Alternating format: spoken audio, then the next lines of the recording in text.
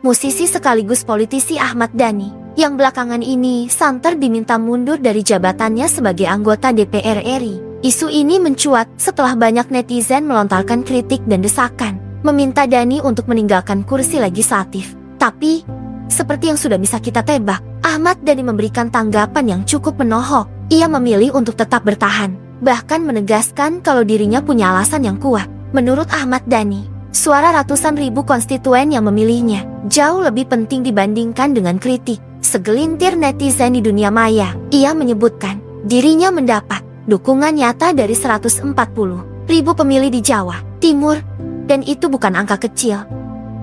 Dhani menegaskan, jika ia menuruti keinginan netizen, justru yang akan marah adalah para pendukungnya yang jumlahnya ratusan ribu.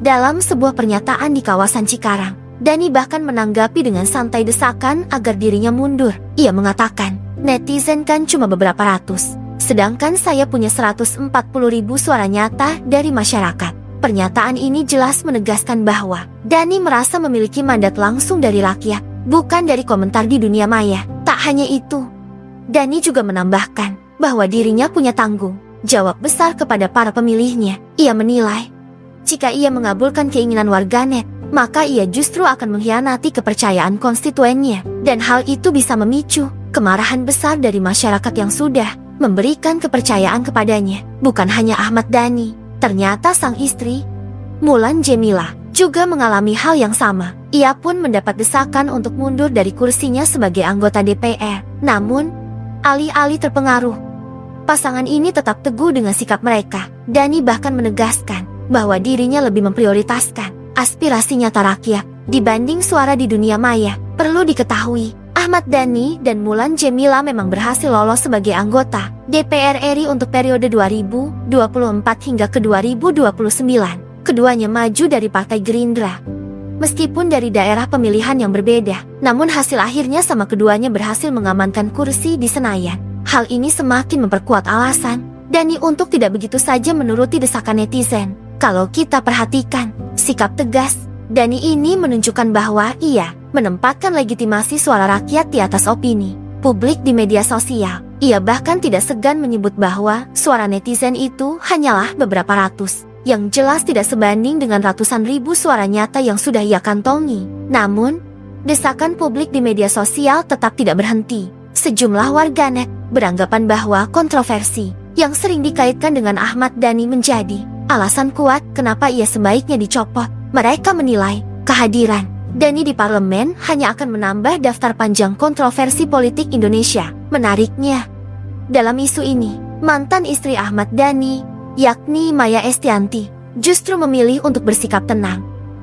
Maya menegaskan bahwa urusan politik Dhani sepenuhnya adalah tanggung jawab pribadi mantan suaminya itu. Menurut Maya, setiap orang berhak mengambil keputusan dan juga harus siap menanggung konsekuensinya. Ia bahkan berharap publik bisa lebih fokus pada hal-hal yang positif dan tidak terus memperbesar konflik lama di antara mereka. Kalau kita tarik garis besarnya, situasi ini memperlihatkan dua hal. Pertama, Ahmad Dhani memegang teguh mandat yang ia terima dari rakyat. Ia menganggap suara konstituen jauh lebih berharga dibanding kritik netizen. Kedua, publik di dunia maya ternyata tetap memiliki suara yang cukup kuat untuk menciptakan opini. Meskipun jumlahnya tidak sebanyak pemilih langsung, tekanan sosial yang muncul tetap bisa memengaruhi citra seorang politisi. Sekarang, pertanyaannya adalah, apakah langkah Ahmad Dhani ini benar-benar mencerminkan sikap seorang wakil rakyat yang bertanggung jawab, atau justru ini hanya bentuk perlawanan dirinya terhadap kritik yang semakin deras datang dari dunia maya?